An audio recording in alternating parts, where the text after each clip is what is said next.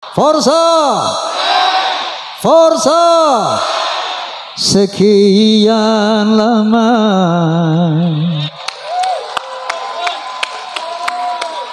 engkau menunggu untuk kedatanganku. Kenapa nggih? Bukankah aku telah berjanji kita jumpa di sini, ku datang. Kini ku datang padamu, senyumlah. Sambutlah kedatanganku. Allahumma sholli ala Muhammad. Hadirin hadirat, saya bangga bahagia mendengar sambutan dari Ketua PWI Pusat tadi. Karena kenapa? Saya sangat sejalan dengan beliau. Pertama, untuk mempertahankan akidah umat Islam dan untuk mempertahankan negara kesatuan Republik Indonesia yang betul-betul teragenda secara TSM, terstruktur, sistemik, masif. Mereka mau menjajah Republik Indonesia. Oleh karena itu, keberadaan perjuangan Wali Songo Indonesia, Laskar Sabilillah, betul-betul ini izin dari Allah Subhanahu wa taala untuk menjaga akidah umat Islam Indonesia dan menjaga negara kesatuan Republik Indonesia. Amin Allahumma.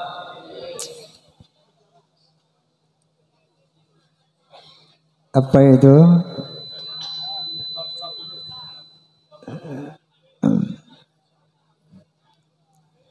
Baik, tadi sudah begitu jelas dan gamblang tujuan didirikannya PWI, dan saya rasa umat Islam bahkan bangsa Indonesia wajib mendukung PWI. Setuju? Allahu Akbar. Allahumma sholli ala Muhammad. Saya mau cerita, boleh? Kenapa saya sampai satu titik hakul yakin Ba'alawi bukan turunan Nabi. Ini ceritanya panjang. Ketika saya berusia 20 tahun, waktu itu saya masih menjadi remaja masjid ya. Ada satu tabligh ceramah agama di Masjid Ar-Rahmah di Tebet Timur, Jakarta Selatan. Nanti kalau siapa yang ke Jakarta, cari Tebet Timur. Di situ ada Masjid Ar-Rahmah, masjid lama, masjid tua. Itu tempat saya nongkrong dulu masih remaja di situ. Nah, ketika ada sebuah ceramah agama di sana, adalah seorang habib tabligh dan saya mewakili pemuda masjid waktu itu. Tabligh ini, habib ini bilang begini, kalau ada seorang habib, anak habib, dia mabuk-mabukan, dia berzina, dia berjudi, dia mencuri, jangan kata apa-apa. Ini orang Betawi nih habibnya nih. Ojo muni apa-apa.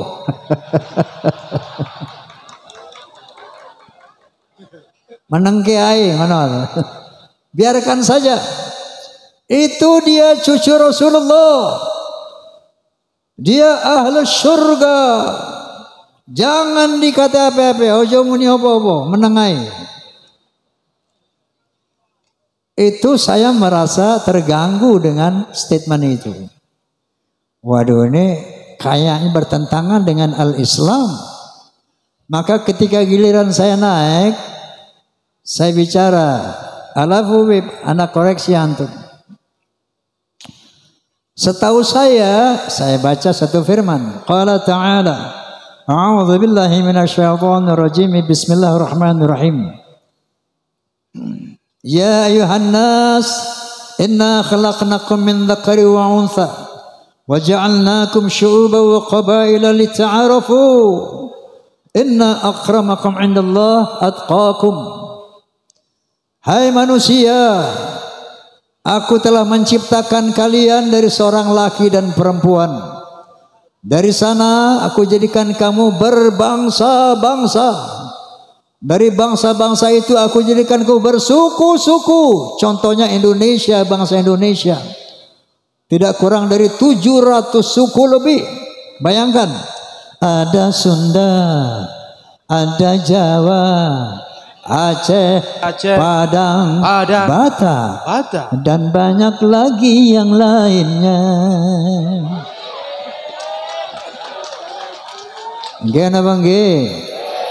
Apa perintah Allah? Lita'arafu, saling mengenallah. Lita'arafu, saling menghormatilah. Inna akramakum 'indallahi atqakum. Ketinggian derajatmu di sisi Allah bukan dari mana bangsamu, bukan dari tinggi berapa jabatanmu, bukan dari berapa banyak hartamu, tapi sebanyak apa takwamu kepada Allah Subhanahu wa ta'ala.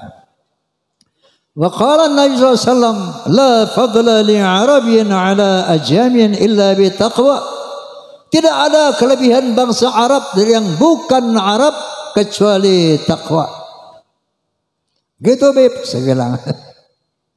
Wa qala Nabi sallallahu alaihi wasallam aidan, al jannatu lil muttaqina walau kana 'abdan habasyian wan naru lil 'asina walau kana sayyidan quraisyan hasimiyan. Surga itu buat orang-orang yang bertakwa walaupun dia budak dari bangsa Habsyi, dan neraka untuk orang-orang ahli maksiat walaupun dia sayyid Bani Quraisy, Bani Hashim, yang ini keturunan Nabi semuanya. Bahkan Rasulullah mengatakan, "Lau anna Fatimah bint Muhammadin saraqat laqatta'tu yadaha." Seandainya Fatimah bint Muhammad mencuri, aku potong tangannya. Inilah al-Islam, dinul khalis. Rasulullah SAW adalah seorang nabi yang demokratis, tidak nepotis. Faham? Ini saya sampaikan. Ramai itu masjid malam itu. Wah, ini Bang Haji ini. Waktu itu saya sudah mengcounter mereka. Arti bukan mengatar. Mengapa? Mengadakan apa? Perbandingan seperti itu. Besoknya dipanggil saya, Gus, sama sesepuh Habib, yang notabene bapaknya juga. Oma, ente ngomong apa semalam di masjid? Saya jelaskan, bla bla bla bla. Habis ada Habib ngomong begini, maka saya jawab bla bla bla bla bla. Mohon koreksi, Habib, saya bilang. Apa dia bilang? Yang ente katakan semuanya benar, nggak ada yang salah. Tapi tolong ucapan kayak gitu jangan disampaikan lagi kepada umat di mana-mana. Cukup di situ aja semalam aja. Kenapa, Bib? Agar tidak mengganggu ukhuwah Islamiyah. Ini astagfirullahalazim. Saat itu saya sempat berpikir mungkin benar juga ya. Dan saya lihat waktu itu belum terlalu berbahaya ini Mbak Alwi ini. Oke, makanya saya terlenai di perut tuh. Sampai umur 78 tahun sekarang ini. Berapa tahun? Dari umur 20 sampai 78. 58 tahun saya pendam dalam perut kelakuan Mbak Alawi itu. Dan saya melihat dalam perjalanan saya ini. Saya dulu pemain musik di dua dunia. Pada satu malam minggu saya main band dengan lagu-lagu barat. Dan pada malam minggu lain saya nyanyi lagu-lagu orkes Melayu dengan lagu India. tumpah kayak gitu. Jadi yang saya tahu Habib dulu itu banyak tukang orkes, pemain suling Habib, pemain mandolin Habib, pemain gitar Habib, yang joget Habib juga. Pada mabuk, joget mabuk. Ini gue cerita pengalaman, Beb. Pengalaman saya nggak mau kata orang enggak, yang saya alami. Nah, itu Habib yang dulu muda mabuk itu, beberapa tahun yang lalu ketemu saya sudah bersorban, berjubah, tapi masih mabuk. Wallahil azim, tidak kata orang, ini semua yang ceritakan pengalaman saya. Pengalaman saya sendiri. Ente keren banget, Wi. Namanya ujungnya Wi, nggak usah saya bilangin nama siapa. Wi, lo jadi ulama, Wi? Iya biasa dah. Kok mulut lo bau minuman sih, Wi? Emang apa? Gua minum masuk aja di air putih. Pengalaman saya dengan Habib ini. Satu saat, ini memang teman saya Habib melulu zaman dulu, zaman muda itu. Ya, saya main catur dengan seorang anak Habib yang diyakini waliullah. Bapaknya ini Habib Anu, nggak perlu saya sebut namanya, tapi populer di kalangan Habib. Habib Anu min jumlatil aulia. Saya nggak sebutkan namanya. Ini saya cerita kisah saya sendiri, saya nggak kata orang lain. Main catur, nggak lama azan asar. Allahu Akbar, Allahu Akbar. Saya bilang, Mat, namanya Mamat. Mat, sholat dulu ya azan tuh. Alah, ngapain sholat? Itu sholat bikinan njit gue. Tenang aja lo, nggak ada apa-apa, nggak usah sholat. Itu kelakuan mereka seperti itu. Ternyata begitu ada polemik nasab, mereka sering mengklaim kita nih ahlul bait, kita dibersihkan oleh Allah Subhanahu wa taala. Ternyata ini menjadi doktrin mereka selama ini. Kenapa mereka bisa berbuat maksiat seenaknya? Dia mengaku ahlul bait dan dibersihkan dari dosa. Padahal apa sih ahlul bait? Secara bahasa, secara lughah, ahlu al-bait artinya apa?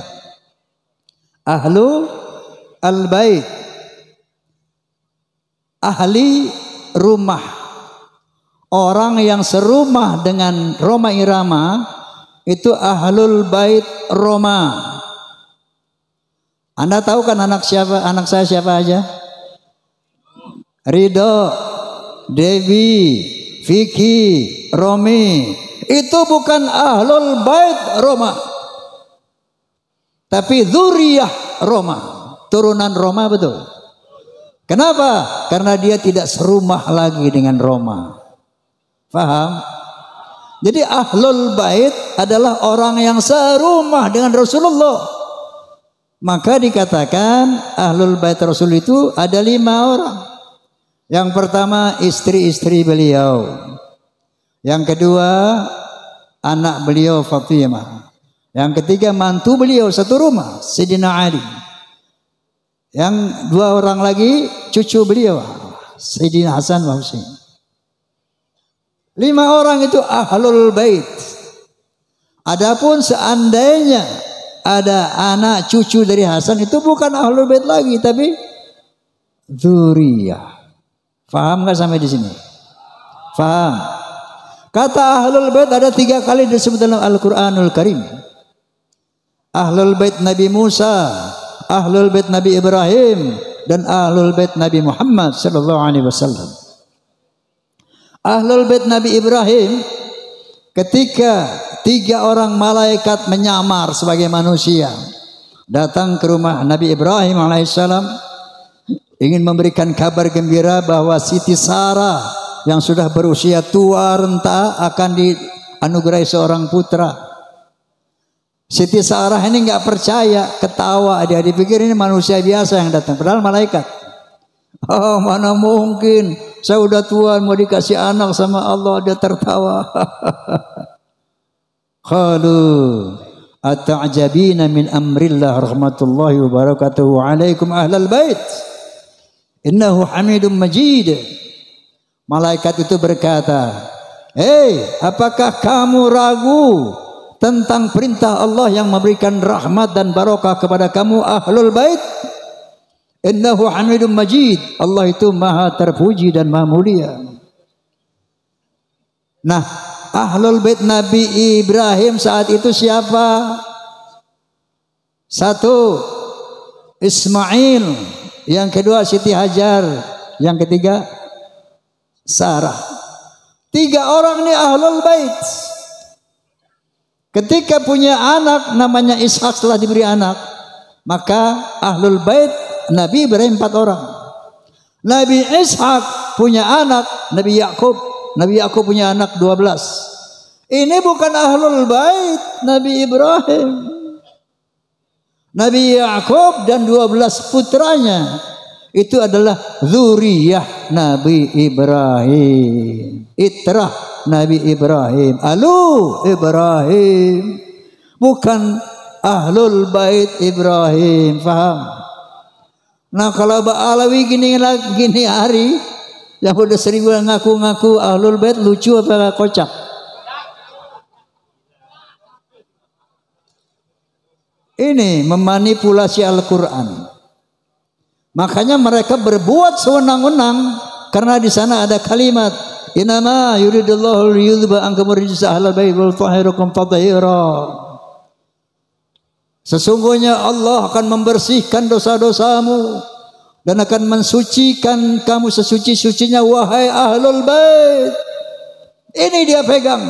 Ini didoktrinkan kepada turunannya sehingga mereka merasa bebas melakukan kejahatan apapun karena mereka akan dibersihkan dari dosa dan akan disucikan sesuci-sucinya. Padahal kalau kalian baca Al-Ahzab 28 sampai 33 jelas sekali bahwa ada satu kalimat ya nisa'an nabi manja min kunna bi fasyatin sayiatin yudha'af la adabu dhi'fain. Istri Nabi, kalau ada di antara kamu yang berbuat dosa yang nyata, azabmu 2 kali lipat. Ahlul bait itu. Walaupun kalau berbuat baik, pahanya 2 kali lipat. Tapi berbuat dosa, kata Allah, dhi'fain, 2 kali lipat. Lalu Allah mengatakan kepada istri Nabi yang notabene ahlul bait, apa kata Allah?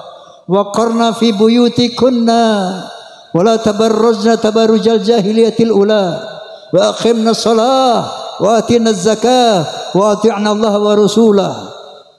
Jangan kalian keluar rumah wahai istri-istri Nabi ahlul bait. Yang kedua, wala tabarrujna tabarrujal jahiliyatil ula, jangan berkelakuan seperti orang-orang jahiliyah.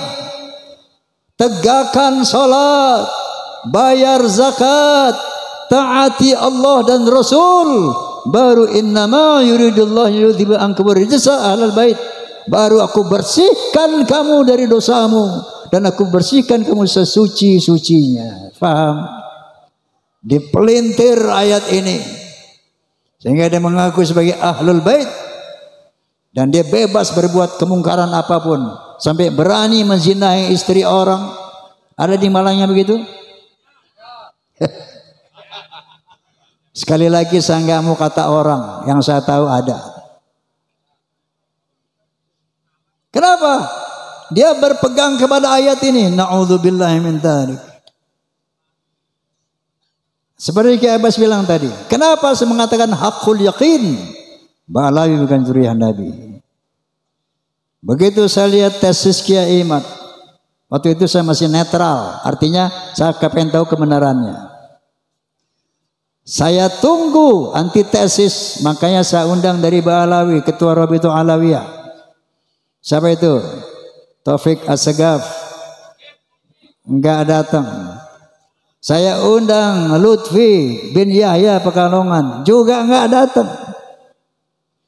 Bahkan saya undang sahabat saya Ustadz Rizik Syihab, juga enggak datang. Nah, akhirnya mereka membuat, tidak pernah berhasil sampai saat ini membuat antitesis.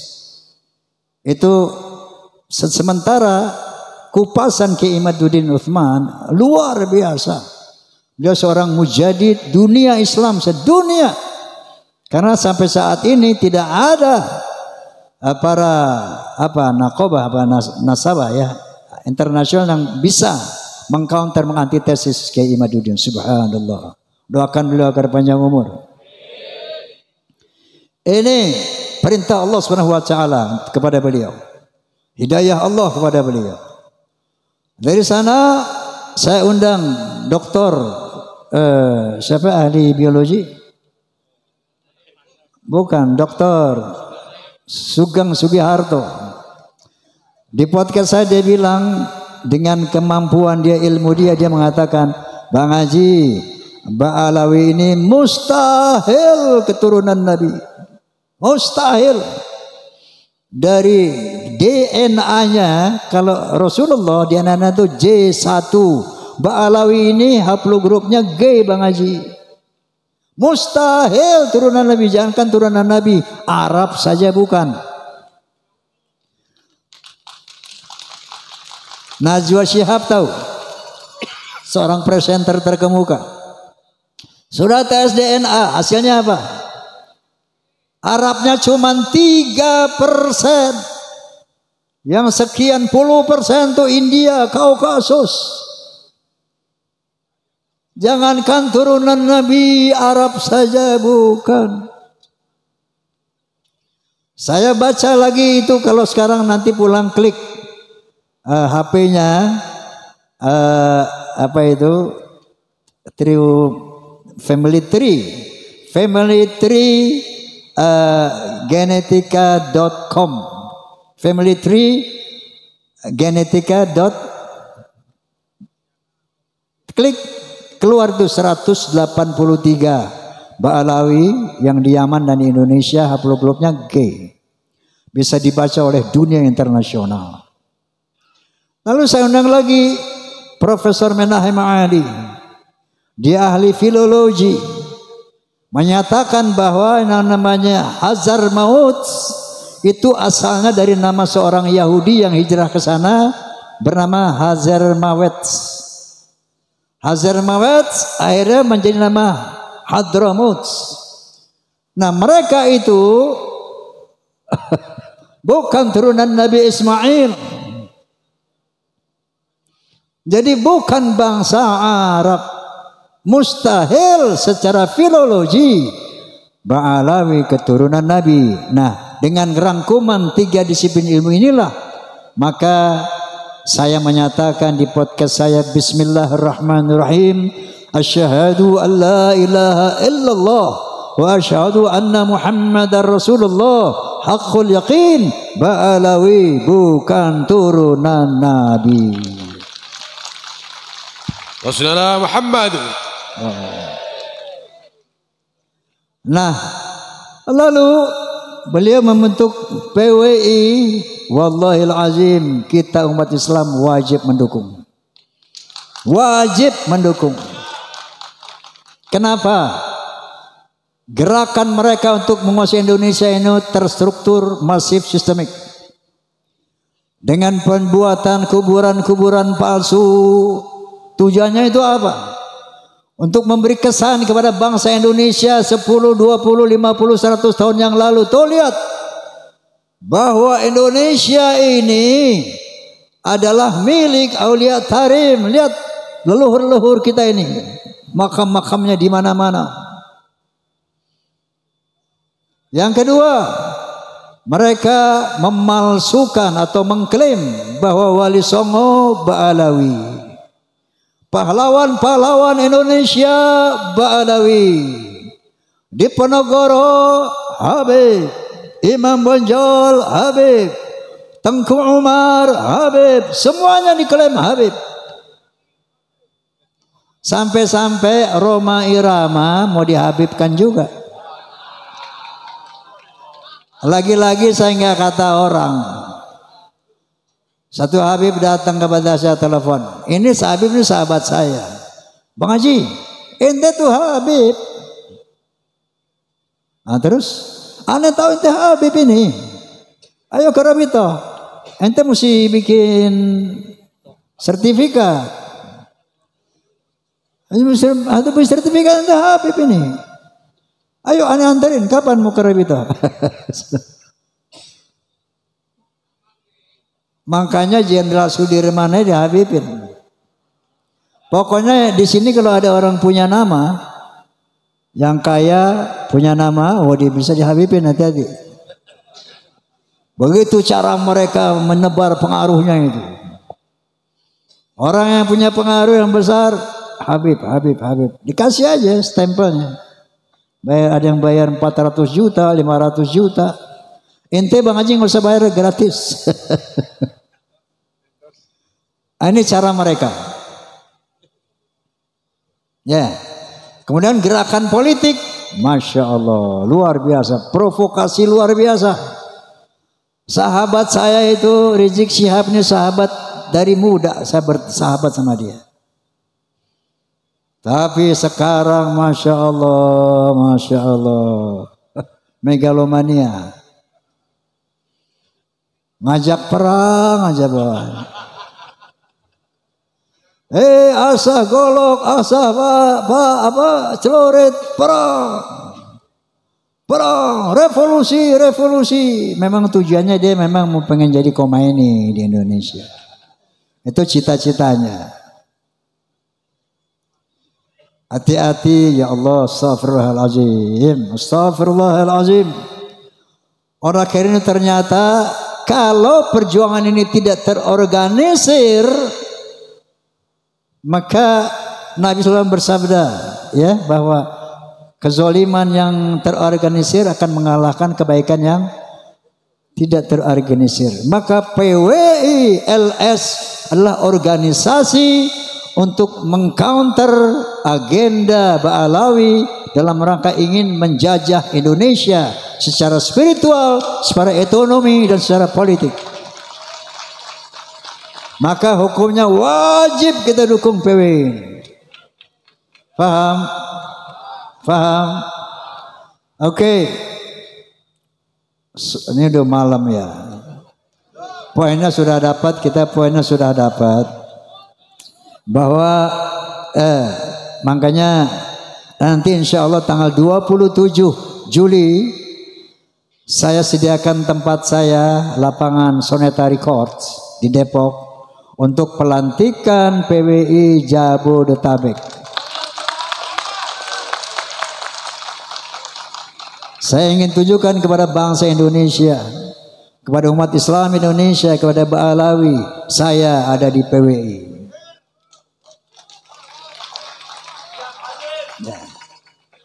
Karena PWI lah satu-satunya organisasi yang punya komitmen untuk menjaga akidah umat Islam, untuk menjaga kemuliaan Rasulullah Sallallahu Alaihi Wasallam,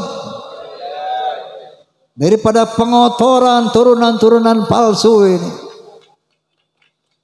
PWI lah yang ternyata peduli terhadap keutuhan negara kesatuan Republik Indonesia. Oleh karena itu saya wakafkan karir saya, jiwa saya, usia saya untuk membackup gerakan persatuan perjuangan Wali Songo Indonesia. Ada orang bilang, Bang Haji, ente kan udah aman, nyaman, udah jadi superstar, udah jadi legend, udah kaya, ngapain lagi Bang Haji counter-counter Ba'alawi? Nanti forsanya hilang, Fahmi Tamaminya hilang, Soneta nggak dilihat orang lagi, gua kagak peduli. Kenapa? Saya melihat firman Allah Subhanahu wa taala, a'udzubillahi minasyaitonir rajim. Bismillahirrahmanirrahim. Kuntum khairu ummatin ukhrijat lin-nas ta'muruna bil ma'ruf wa tanhauna 'anil munkar wa tu'minuna billah. Kalian hai umat Islam, umat yang terbaik yang dilahirkan dari bangsa manusia. Kenapa? Karena kalian punya konsep untuk menegakkan amar ma'ruf dan nahi munkar. Dan kalian adalah umat yang beriman kepada Allah Subhanahu wa taala. Dan Allah melanjutkan, a'udzubillahi minasyaitonir rajim. Wal takum minkum ummatun yad'una ilal khair wa ya'muruna bil ma'ruf wa yanhauna 'anil munkar wa ulaika humul muflihun. Hendaklah ada di antara kamu hai umat Islam yang sungguh-sungguh menyeru kepada kebaikan, menyeru kepada hal yang ma'ruf dan sungguh-sungguh mencegah kemungkaran. Itulah orang-orang yang beruntung. Mau beruntung apa tidak? Mau beruntung dunia akhirat apa tidak? Bela PWI.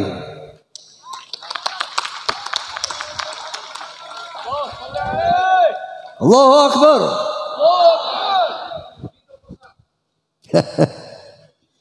Forsa, Fahmi Tamami, Pamdi, semua PWI harus terintegrasi solid, membela umat, menjaga Islam, menjaga marwah Rasulullah SAW, dan menjaga negara kesatuan Republik Indonesia. Oke, saya akan tutup dengan sebuah lirik yang terinspirasi dari sabda Nabi SAW. Apa kata Nabi sallallahu alaihi wasallam? Innama bu'itsu liutammima makarimal akhlaq.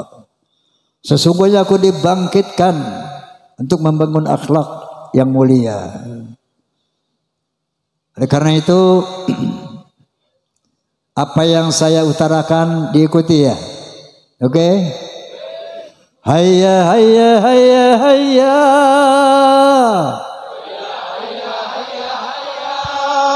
Hayya hayya hayya hayya hayya. Hayya hayya hayya hayya. Dalam berbicara harus memakai akhlak. Di dalam berbusana harus memakai akhlak. Dalam rumah tangga harus memakai akhlak. Di dalam bernegara harus memakai akhlak. Manusia mulia hanyalah dengan akhlak. Manusia kan hina kalau tidak berakhlak. Harta dan jabatan tak menjadi ukuran. Gena bang ge. Ho ho ho ho. Oh. Lagi ho ho ho. Oh. Oh.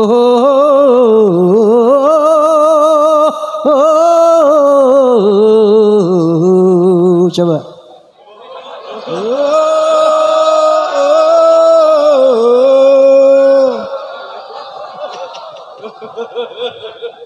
Manusia adalah sebaiknya ciptaan.